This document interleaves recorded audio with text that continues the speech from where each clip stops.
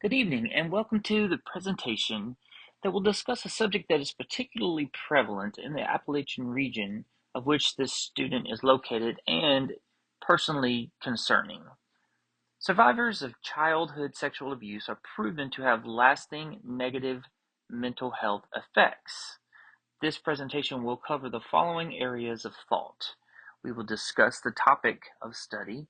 We can discuss the population of interest, go over some variables associated with the topic, apply some biblical integration, and cover topics for future research. I hope you enjoy this presentation. Et al., citing Chambliss and Olendick, suggest that there are several empirically supported treatments that would align with this student's person-centered approach to therapy and are better suited to the level of education and treatment modalities that this student currently attains. However, if one does have the ability to use trauma-focused cognitive behavioral therapy, it is often considered a standard treatment and is discussed in detail by CERT. Reconsolidation of traumatic memories, or RTM, and eye movement desensitizing and reprocessing EMDR were also suggested, but require specific training as well. While their study heavily revolved around UK military veterans, the information is certainly applicable to the topic of discussion. Within the transgender demographic, Saloma et al. Studied how stressors and symptoms could overlap within person-centered treatments, using a card-sorting network analysis to how criterion A trauma, which is discrimination-based events, microaggressions, and minority stress, may overlap with common symptoms related to post-traumatic stress disorder. In the same vein as the previous slide that discussed discrimination, Price et al. Proposes that there are individually designed modalities that could be used to mitigate the effects of trauma. Again, within the LGBTQ population, this study examined the heightened risk for victimization and potential for underperforming academics in high schools throughout the United States. Many PTSD treatments hone in on negative memories. Banducci et al. Shares the three positive concepts related to the processing of positive memory, also known as PPMT. They indicate that it provides a break from negative memories associated with traumatic events. Also, many of the subjects asked for emphasis to be placed on the quality of the positive memories and not just the quantity of the memories themselves. The study from Banducci also indicates that PPMT is very easy to learn with practice. Simply thinking of the positive and retrieving the positive memories as opposed to the negative memories associated with trauma.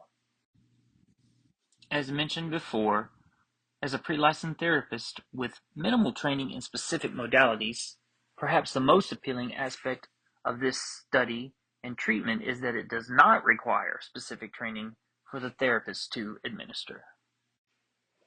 According to Hayes and Brish, EMDR is based on the Adaptive Information Processing model.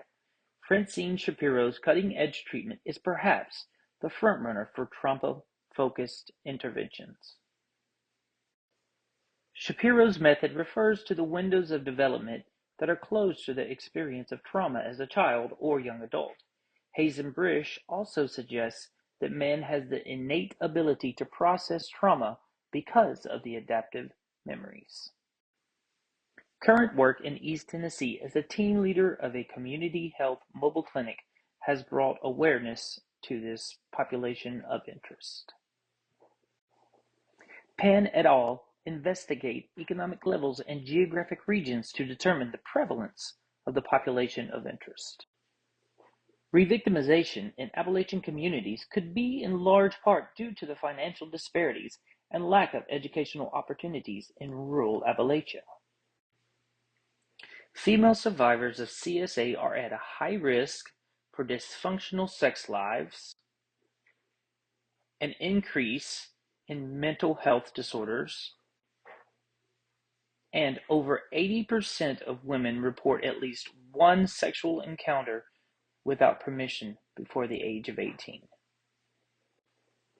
Related to the common occurrence of hyperarousal as a symptom of CSA survivors, Carvalho sought to find a correlation between CSA and PTSD within a female Brazilian population. Variables associated with the topic. James et al. Studied women veteran survivors of PTSD by applying magnetoencephalography. The requirements were that they were female, had a diagnosis of PTSD, and were 30 to 50 years old.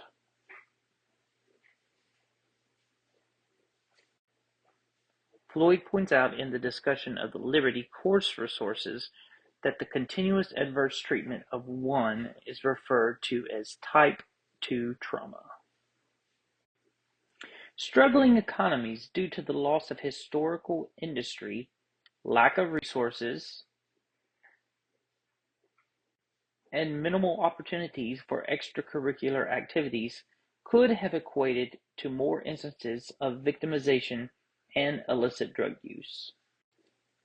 Amade et al. Discusses that victims of sexual abuse often experience difficulties with executive function as a child. Without addressing these deficits as a child, they can negatively impact the population of interest, which are adults survivors of CSA. Biblical integration is vital when sharing the impact of any trauma. A look into the victimization of Bathsheba by David found in 2 Samuel 11:12 and 1 Kings 1-2, as suggested by Nestler, would provide insight into the mischaracterization of female trauma survivors. Tombs in two separate offerings present an intriguing perspective of Jesus in his victimization while being tortured. Additionally, suggesting to CSA survivors that Jesus may have experienced similar sexual abuse could be salient in the healing process of many. The treatment of complex traumatic stress disorders ties to the biblical account of Jesus' suffering and the subsequent hope found in his resurrection. Badgett also reminds us that he makes us whole through his suffering. Topics for further research. A study from Sturt et al. Shows the growing demographic of childhood sexual abuse survivors currently living in a gender-diverse transgender identity. The concept of suicide is more and more of a concern. Sir et al. Addresses the narratives of 41 adult survivors and the childhood sexual abuse that brought them to either planned or unplanned suicidal ideation. Once again addressing suicidal ideation, Kokturk offers a deeper look into the psychological symptoms and suicidal thoughts and feelings. Mulholmes purports that the National Institute of Health and other federal organizations should bear the responsibility to mitigate childhood sexual abuse. Lastly, since 1980, Silverman has called for the federal government to do more research and education on how to recognize neglect. Recent attempts at thwarting the exploitation of children is found in the Know to Protect program that the Department of Human Services plans to use to decrease the prevalence of adult victims of childhood sexual abuse. What is needed to address the plight of survivors? We could pray for others, reach out to them individually. However, as mandatory reporters, one should take seriously the importance of learning how to report abuse and learn what abuse can actually be. Thank you.